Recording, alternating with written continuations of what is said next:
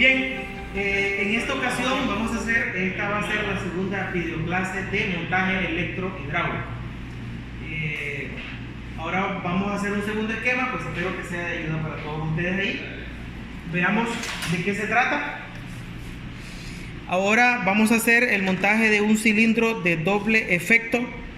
La parte hidráulica yo no me voy a detener mucho a hacer la explicación, solo nos vamos a ir a la parte de control. Entonces en la parte hidráulica utilizamos el cilindro doble efecto, una válvula 4.2 monoestable, que es la que ya tenemos ahí. De aquí para acá es donde vamos a hacer las conexiones. Esto ya lo tenemos conectado. Y bueno, en la parte de control tenemos un pulsador, un relevador y una bobina, un solenoide 1Y1. Elabore, dice aquí, el diagrama de fuerza y control de un cilindro hidráulico de doble efecto con las siguientes condiciones de trabajo. Al dar una señal de marcha S1, el vástago sale. Al dejar la señal, el vástago retorna a su posición inicial. Bien, como les decía, aquí lo único que nos hace falta montar, pues es la parte acá, la parte del cilindro. Entonces nosotros vamos a conectar el punto de conexión A. El punto de conexión A hacia la entrada del cilindro. Ahí quédate. Ahí está bueno. Ahí tenemos la primera entrada. Después vamos a hacer la conexión B hacia la otra entrada.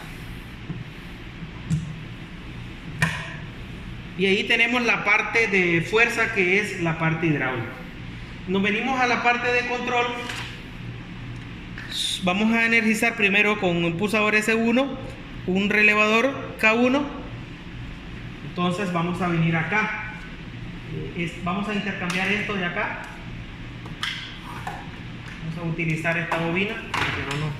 Entonces vamos a utilizar este pulsador para encender, y esta va a ser la bobina o los relevadores. Como acá ya tenemos energizado, vamos a energizar nuestra línea positiva. Miren, no sé si, espero que se mire ahí en la toma del video, ¿verdad? Nos venimos aquí, la parte positiva, o sea, los 24 voltios, y por acá la línea azul, que sería el 0 voltio.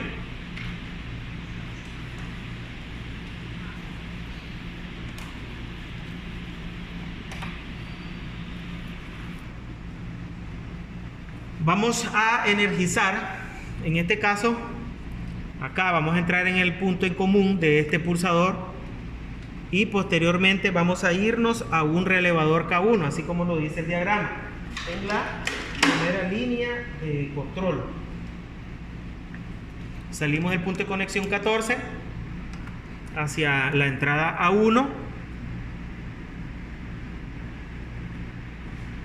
Y después salimos de la salida a A2, que es la salida de la bobina, hacia 0 voltios, y ahí cerramos circuito. Ahora nuestra siguiente línea de trabajo, la siguiente línea de trabajo consiste en utilizar un auxiliar de K1 para encender el solenoide. Entonces energizamos en el punto en común, que es 11, y vamos a salir en el punto 14 directo hacia el solenoide. El punto de conexión 14, venimos directo hacia el solenoide de la electroválvula. De la electroválvula que estamos utilizando, que es esta que está acá. Entonces hacemos la conexión. Aquí vamos a hacer la conexión en la parte positiva, y también vamos a hacer la conexión en la parte negativa para cerrar el circuito en 0 voltios.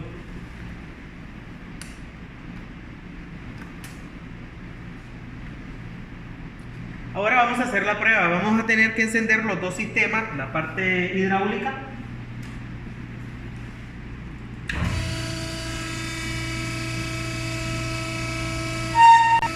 La parte eléctrica, encendemos ambos sistemas. Ahora nos dice que nosotros vamos a pulsar, el émbolo va a salir. Cuando dejemos de pulsar, el émbolo va a retornar. Como podemos observar, si nosotros pulsamos, el émbolo sale.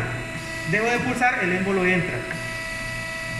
Si el cilindro, el vástago va, digamos, en un 50%, no ha salido en su totalidad y él va en su recorrido un 50%, pero yo dejo de pulsar, él regresa a su posición inicial.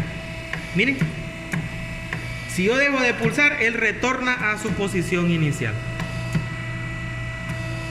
Hacemos una toma ahí cerquita para que veamos. Así es como funciona.